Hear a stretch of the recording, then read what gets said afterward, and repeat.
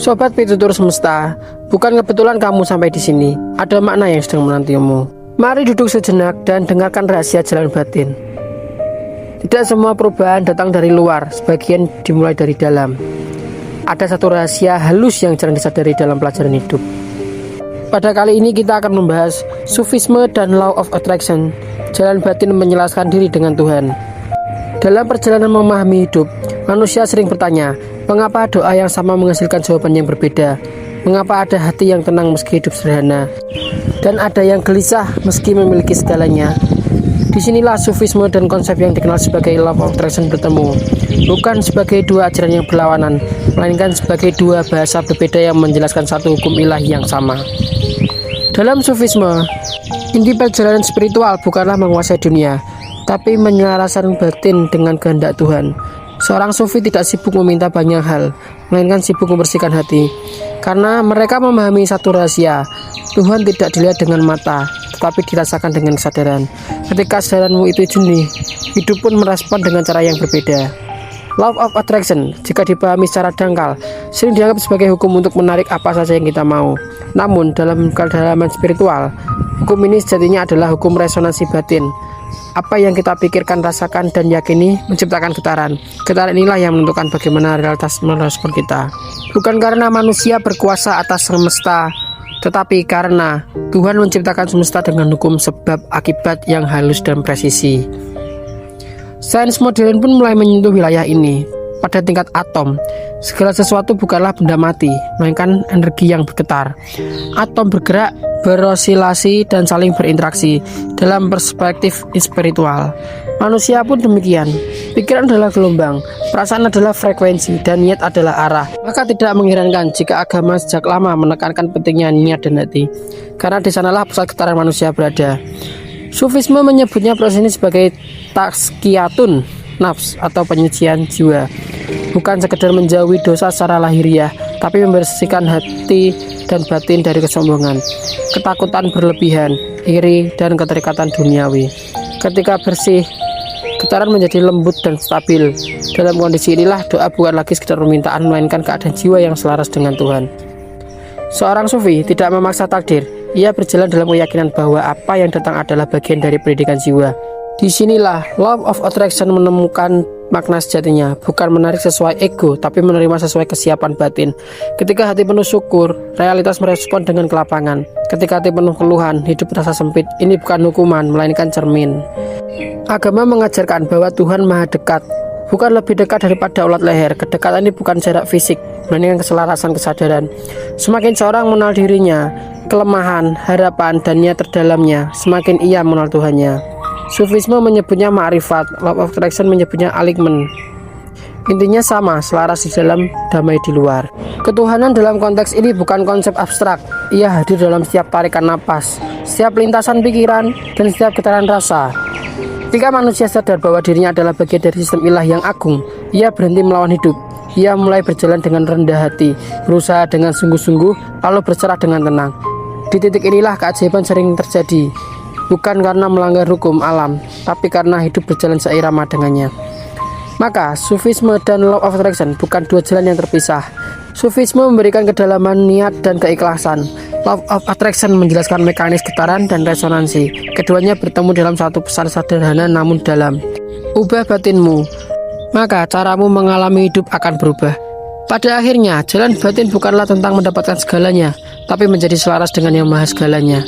Saat hati tunduk, pikiran jernih, dan niat lurus, hidup tak lagi terasa sebagai beban, melainkan sebagai perjalanan pulang menuju Tuhan. Seorang pencari jalan batin akan sampai pada satu kesadaran penting. Hidup tidak sedang melawan kita, hidup sedang mendidik kita. Dalam Sufisme, setiap peristiwa, baik yang menyenangkan maupun yang menyakitkan, dipandang sebagai tajalli, penampakan kehendak Tuhan dalam bentuk pengalaman. Tidak ada yang kebetulan, semua hadir untuk menyentuh sisi jiwa yang perlu disadarkan. Disinilah kesalahpahaman tentang Law of Attraction sering terjadi. Banyak orang ingin menarik kebahagiaan tapi menolak pelajaran, ingin kemudahan tapi enggan bertumbuh. Padahal dalam jalan sufistik, hasil lahiriah selalu mengikuti kematangan batin. Jika batin masih dipenuhi ketakutan, Tuhan mendidik lewat keterbatasan. Jika batin mulai lapang, kehidupan pun perlahan melangkah ke jalannya. Getaran bukan suatu yang mistis berlebihan. Ia adalah kondisi sadar atau tidak sadarnya manusia terhadap Tuhannya. Hati yang selalu mengingat Tuhan memiliki getaran yang stabil, tenang, dan kuat. Zikir dalam sufisme bukan sekedar pengulangan kata, melainkan latihan penyelarasan frekuensi batin agar kembali ke pusatnya. Saat nama Tuhan diingat, ego melemah. Saat ego melemah, realitas tidak lagi terasa mengancam. Atom-atom dalam tubuh manusia terus bergerak dan merespon keadaan batin. Saat seorang diliputi kecemasan, tubuh menegang, napas memendek, pikiran menyempit. Sebaliknya, saat hati berserah, tubuh melunak, napas teratur, dan pikiran jernih. Ini bukan sekedar spiritualitas. Ini adalah hukum penciptaan yang bekerja pada level terdalam manusia. Tuhan menciptakan tubuh, jiwa, dan alam dalam satu sistem yang saling berhubungan. Dalam sufisme, tujuannya tertinggi bukanlah mengubah dunia luar, melainkan menjadi hamba yang hadir sepenuhnya di hadapan Tuhan. Ketika kehadiran ini tercapai, apapun yang datang diterima dengan kesadaran. Anehnya, justru di titik inilah dunia luar sering berubah. Rezeki mengalir lebih tenang, hubungan menjadi lebih jernih, keputusan terasa lebih tepat, bukan karena mengejar, tapi karena tidak lagi menolak arus ilahi. Law of Attraction dalam makna ini bukan tentang visualisasi berlebihan, tetapi tentang kejujuran batin. Tuhan mengetahui apa yang benar-benar kita yakini, bukan apa yang kita ucapkan. Jika hati masih ragu, hidup mencerminkan keraguan itu. Jika hati mulai percaya, meski perlahan, realitas akan memberi ruang untuk keyakinan itu tumbuh.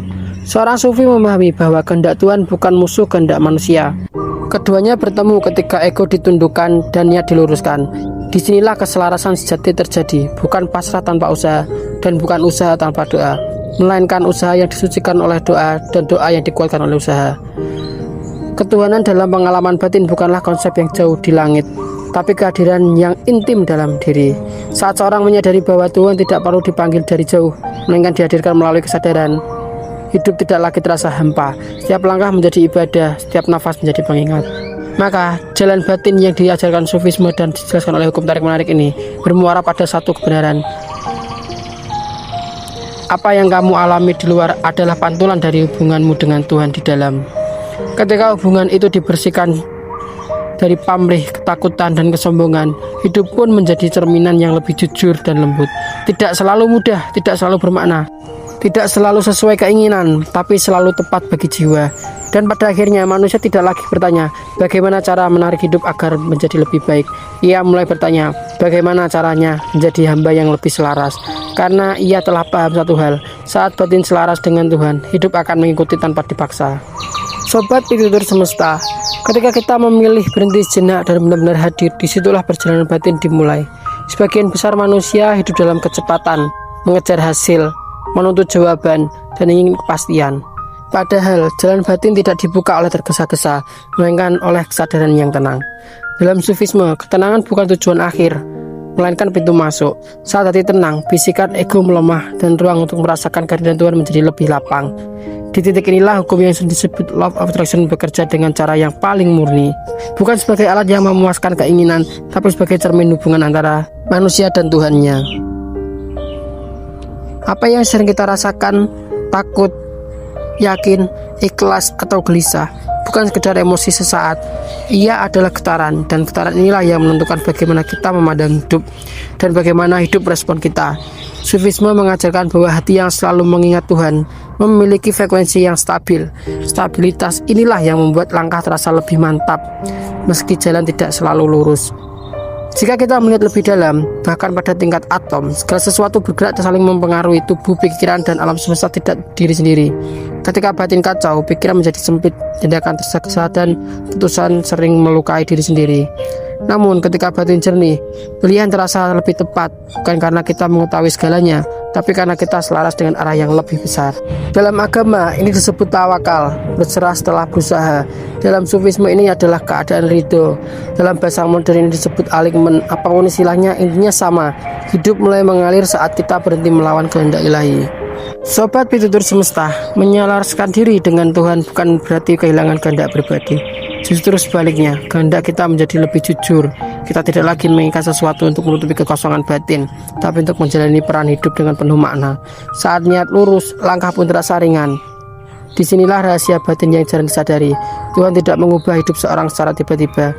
Perubahan selalu dimulai dari dalam, dari cara kita memandang diri, menerima proses, dan memaknai ujian. Ketika batin berubah, realitas tidak punya pilihan selain menyelesaikan diri. Maka jika hari ini hidupmu terasa berat, jangan berburu-buru menyalahkan keadaan. Mungkin batin sedang diajak naik tingkat. Dan jika hidup terasa lapang, jangan terlena. Mungkin batin sedang dipercaya memikul amanah yang lebih besar. Perjalanan ini bukan tentang menjadi sempurna, melainkan menjadi sadar. Sadar bahwa setiap kejadian adalah undangan yang lebih dekat. Sadar bahwa setiap tarikan napas adalah kesempatan untuk menyelaraskan diri kembali. Dan sadar bahwa ketika hati berhubungan dengan Tuhan, apapun yang datang akan membawa makna.